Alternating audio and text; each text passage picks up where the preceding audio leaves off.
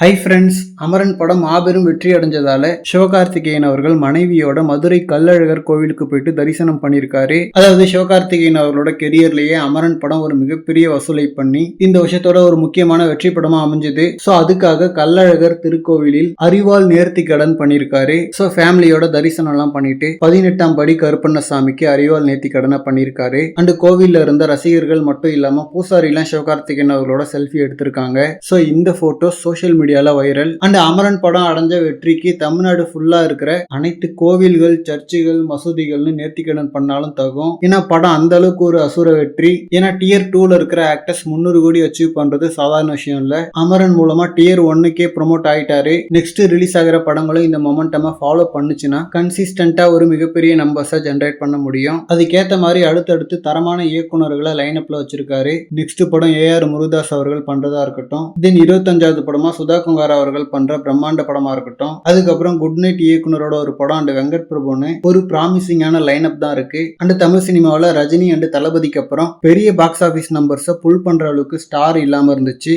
So next ஜென்ரேஷன்ல சிவகார்த்திகேயன் அவர்கள் தான் இப்போதைக்கு ஓரளவுக்கு லீடிங்ல இருக்காரு. ஸோ இவருக்கு நெக்ஸ்ட் ரிலீஸ் ஆக போற படங்களும் ஓரளவுக்காவது இந்த மொமெண்டமை ஃபாலோ பண்ணுதான்னு பார்க்கலாம். அண்ட் இந்த மாதிரி ஹாட்டான அப்டேட்ஸ்க்கு நம்ம மணி மூவி பஸ் சேனலை சப்ஸ்கிரைப் பண்ணுங்க.